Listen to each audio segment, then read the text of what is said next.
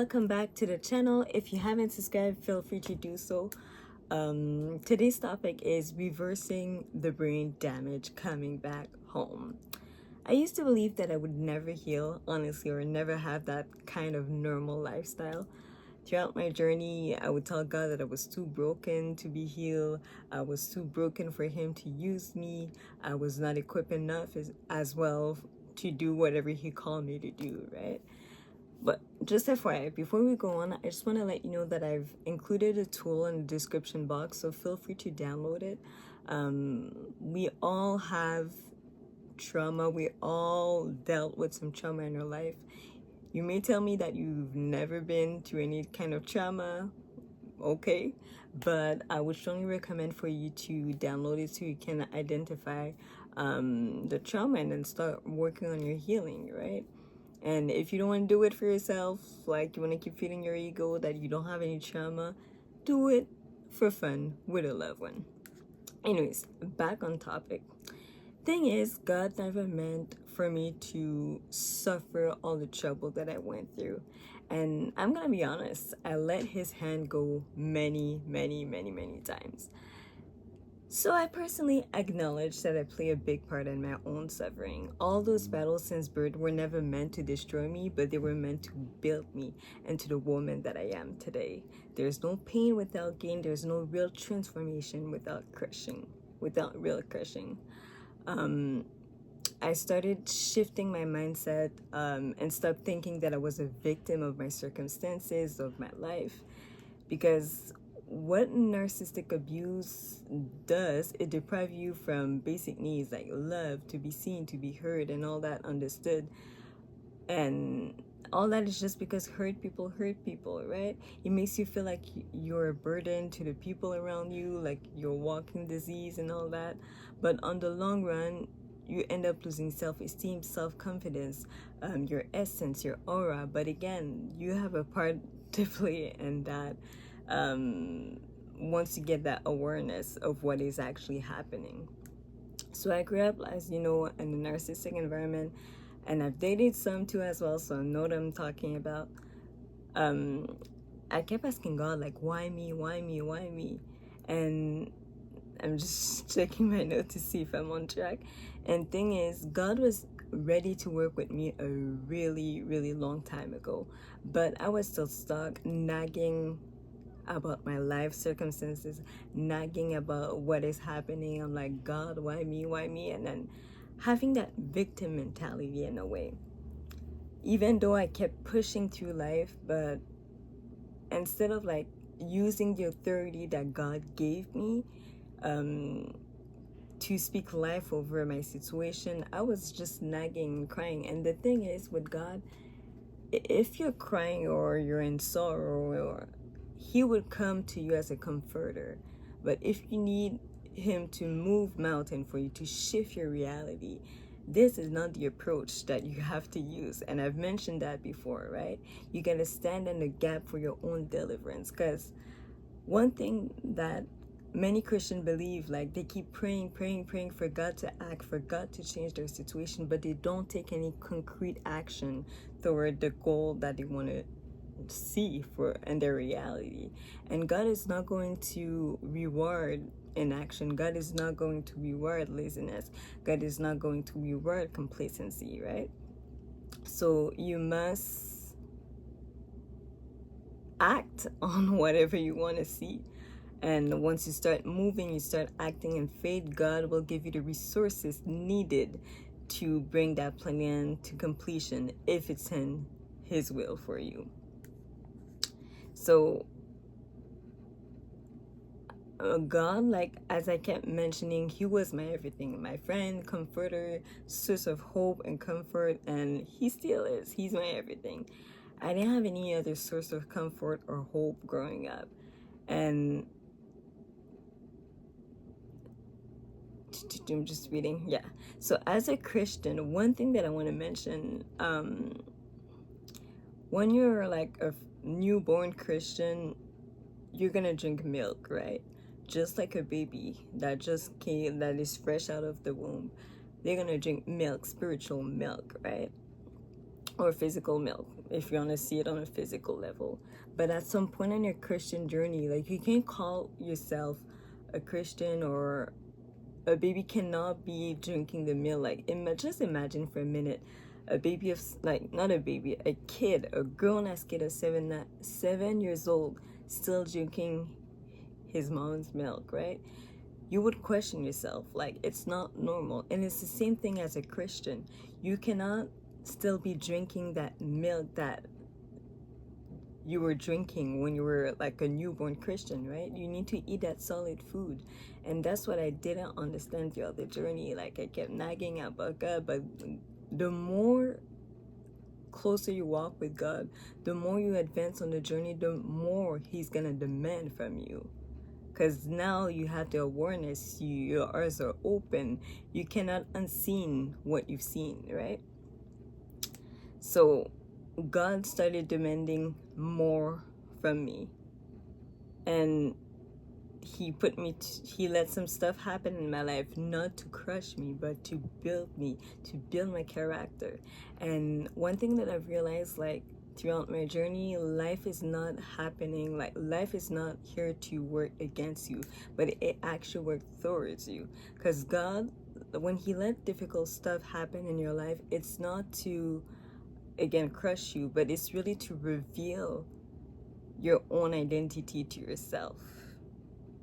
Because that abuse, I made the trauma my identity, and God was trying all along to show me who I was really, how He sees me, how He wants me to walk, and that new calling and that new identity that He had for me. And yeah, so at the end of the day, we were all brought into this world for a purpose, right? We were not meant to live paycheck to paycheck. God has a plan for each one of us. He wants to prosper us, right? God has greater plans for us than we have for ourselves. And once I started understanding that, I'm like, okay, God is not working against me. The life circumstances are not against me. They're there to build me. So whatever God has for me and stock for me comes, I'll have the maturity to handle it. And God doesn't call the equip. Yeah, He calls the chosen and equip them for a purpose. So God will give you the tools. God will give you the resources. And at the beginning of my journey, like, once I was off, like, that environment and everything, I felt a whole kind of emotion. I was sad, I was mad, I was angry at the world, a whole kind of emotion. And it was hard, I'm not gonna lie. Why? Because, again, I made my trauma my identity. So when I left the environment, the big question that I had in my head was, who am I? Like, if someone asked me today, stop me on the street and ask me, who's Valdine, like, what should I answer? I didn't have any answer for that question. Like, deep down, my inner child, my inner self got buried, like, before the abuse. So I didn't know how to find my way back home to myself, if that makes sense. And I kept asking myself, like, who I was before the abuse. How do I revert back to that goofy side of me? How do I revert back to the inner child that was not scared of anything, that inner child that like, was ready for any kind of challenges? How do I go back to that inner child that really enjoy every little moment of life, regardless of the circumstances around? I kept telling myself, like, I wish I could start my life again. If I had the opportunity to start my life, I would do this differently, blah, blah, blah. And I told myself, like, if I had the chance to restart my life, I would be aware of the abuse even sooner, and I would respond differently. I won't hold on to the hurt and all that. I started comparing myself to other people around me. I felt behind in life. while others like had the luxury to grow up as normal child. I was in survival mode, but again, I was stuck in that mindset, like, oh, look at what happened to me, look at what happened to me. But thing is, I'm exactly where I need to be. What happened in the past no longer matter, honestly. The lesson does matter. Like, we learn from what happened. We learn from the different relationship dynamic. We learn from our mistakes, right? Now it's time for us to move differently, right? Because we've become wiser. What matters now is what we're doing in the present, what we're doing with the resources that God instilled in our hands, what we're doing with the calling that God is calling us towards to. And I just want to say, like, as long as there's still life, there's still hope, and this is what I believe in. I honestly thought my healing journey will be long, painful. I didn't know where to start. Like I said, I didn't know how to go back home to myself. And it's like you have to reparent yourself, right? Teach yourself like the right values, unlearning a lot of wrong belief. You have to treat to nurture that inner child that is begging for you to heal. And I told God, like, where do I start? Don't you see how defective I am? Like, I don't think I'll be able to heal, God. There's no more good in me. That's what I kept telling myself. I told God, like, I am no longer able to function in life. I'm no longer able to do the things that I used to do. I'm tired. I feel crushed. Anyways, like I said, a can of emotion. And I asked God, like, why didn't you just take my life away when I asked you to do so? Because healing is hard. You cannot heal without feeling the deep emotions. And trust me, it is hard on the journey, but everything comes with a cost, right? So you must go through it in order to heal, in order to see that greater version of yourself. You must leave those baggage in order to keep moving forward. And I remember my tax person told me, like, you're out of the environment now. What is stopping you from moving forward? And honestly, I tried to give him so many excuses, and he was like, so what? So what? And I realized that all my excuses were not valid for me to be stuck in that same environment. The thing is, the shift didn't happen mentally. Even though I was out of the environment, I was still stuck in that old pattern and that old mindset that got me stuck in the first place. And at that point of time, like, it was no longer like the abuse itself. I was harming my own self. And I met up with my business coach this week, and he told me, like, how stupid it is. Someone hurt you, but you still hold on to the pain while that person is living their best life, right? Do yourself a favor, like, start living, start running after your goals, start dreaming again. And remove those old patterns, let go and let God. That's come from me, but that's basically my message around it. Thing is, I was afraid to detach myself from the trauma because, again, I made it my identity. So I knew nothing else but abuse. And somewhat like my memories of myself before it happened were buried. So I couldn't really find again that way back home. I know I keep repeating that, but that's basically it. So healing is all about deconstructing the system, the values, the principles, the norms that were instilled to you. It's like that were instilled into you by force. That goes against like the true essence of your identity. I started listing all the wrong beliefs that I was told, and I'm gonna read them. No one likes you, you are not enough, you will always be rejected everywhere you go because no one wants you.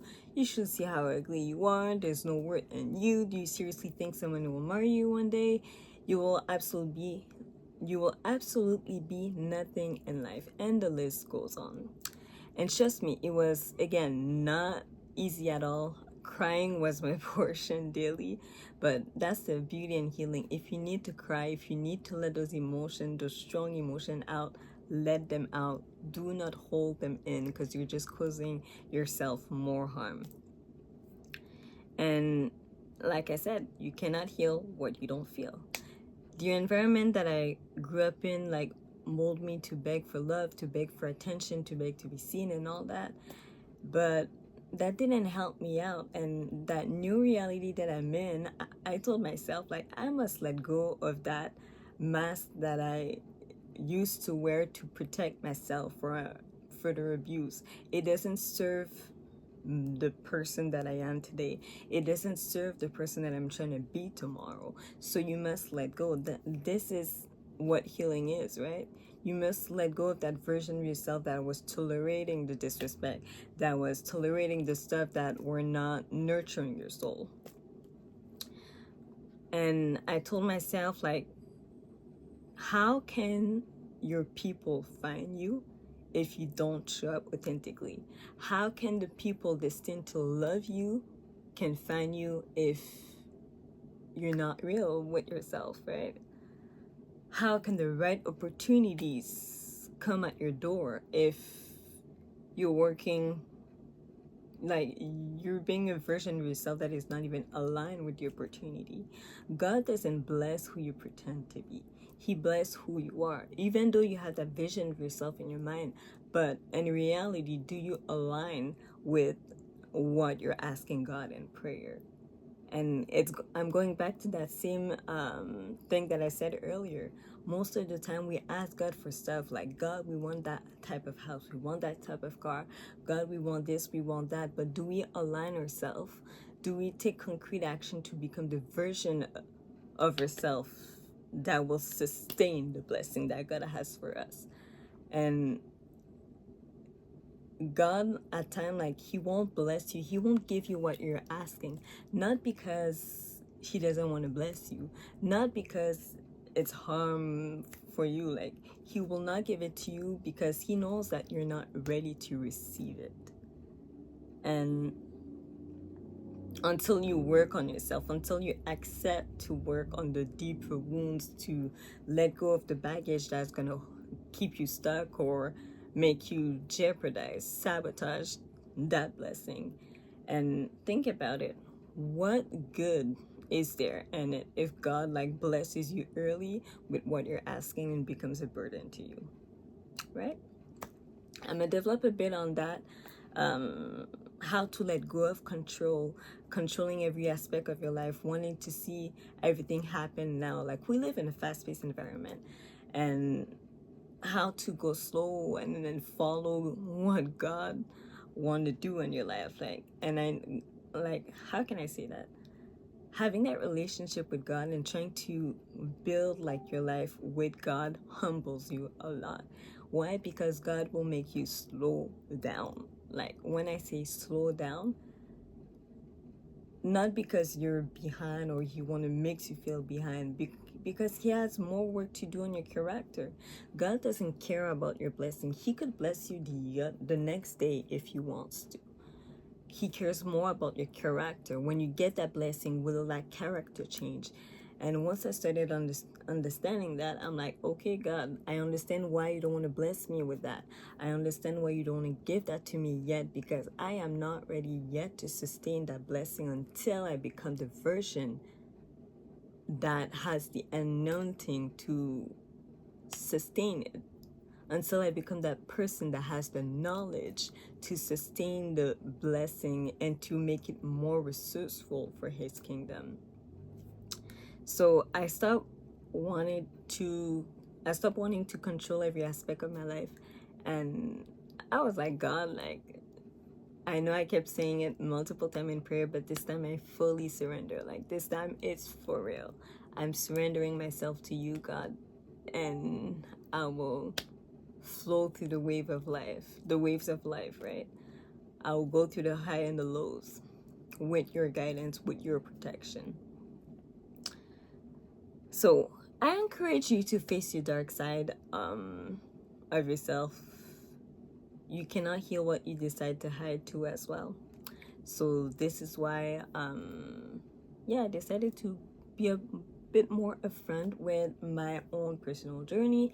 If it could help you, of course, I'm only going to be sharing the stuff that I'm more comfortable to share. There's some stuff that I'm going to keep private between me and God and whoever it may concern. At the end of the day, we're here to become the greatest version of ourselves, right? To help one another grow into who we need to be. So, all that to say, no one can remove the burden that you feel in your soul other than God. Like, no, absolutely no one. That healing, you have to do it alone. It's a solo path. You have to do it alone.